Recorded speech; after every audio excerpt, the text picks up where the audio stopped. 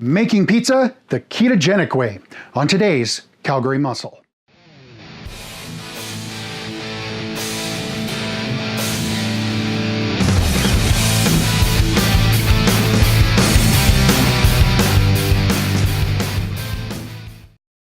Hello, and welcome back to Calgary Muscle. Now, being on a ketogenic diet, one of the biggest things that I really missed was pizza. Now, you can imagine how overjoyed I was when I found a ketogenic pizza recipe.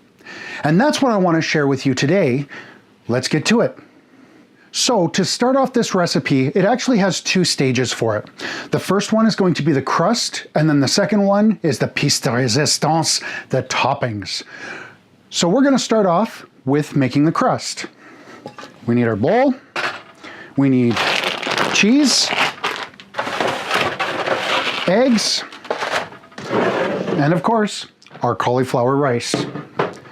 We also need to do a few little spices inside of that, but we'll do that as we go along.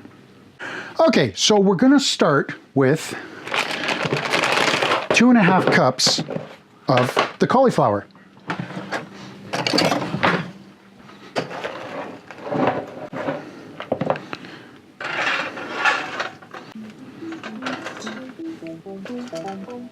Go.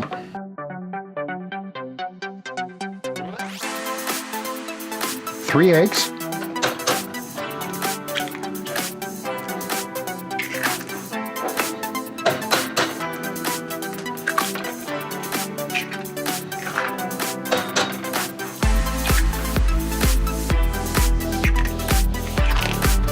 And 3 cups of cheese.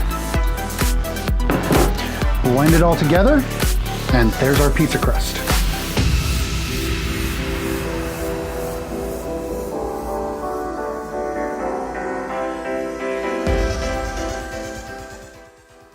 Now that I'm halfway done this is the point where I'm going to start adding all of my add-ons. Like garlic, salt, pepper, paprika, whatever you want to put into your crust to make it taste pizza-like, by all means.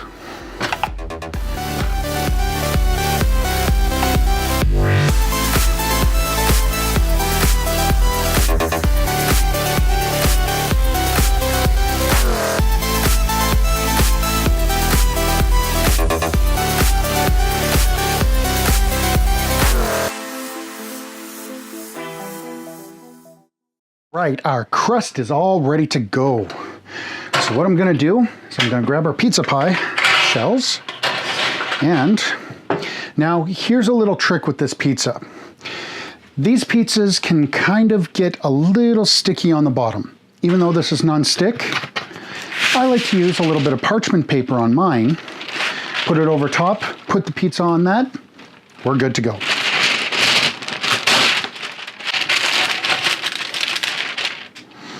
Okay, another trick that I would give you is, even though we have our parchment paper on, I'm going to use a little bit of non-stick spray.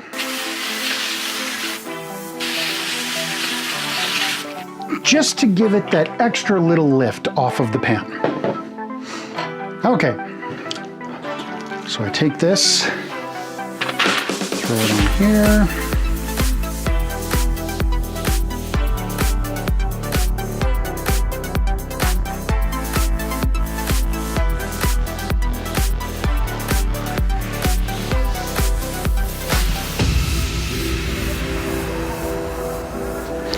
All right, so now we have both of our pizzas ready.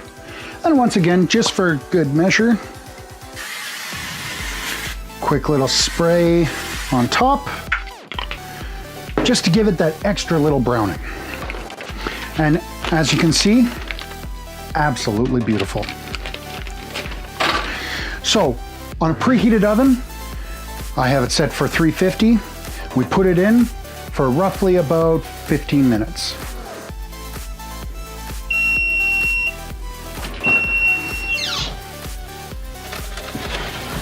Oh, look at those. Delicious.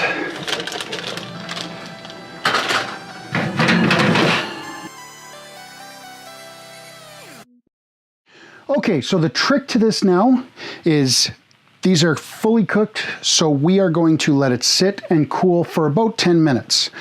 Now, also just to let you know, I did have to put these in for an extra 10 minutes on this heat, and as you can see, they turned out absolutely beautiful. So we will see you in about 10 minutes when these have cooled down a little. Now that they've had a chance to cool, as you can see here, let's take a look. Oh, look at that crust. Just looks absolutely perfect. It is nice and firm, as you can see. Just the perfect consistency for a pizza crust. Now, I've decided to treat my family here. I've decided to go with a Florentine spinach and cheese topping instead of your regular pizza sauce. Yes, it's not really part of a ketogenic diet, but it also, if you take a look at this here, it has 7 grams of carb, 2 fiber, 4 sugar. So that's not too bad, especially considering it's half a cup. Now, since I'm not going to be eating a complete half a cup during a meal, we'll be okay with that. Also, we are going to be using different meats here. And as you can see on the back of the packet here, this says per 3 slices, we have beer sausage, Liona, and pure beef sausage. And they are 70 calories, 80 calories, and 70 with absolutely no carbohydrates across the board. That is fantastic.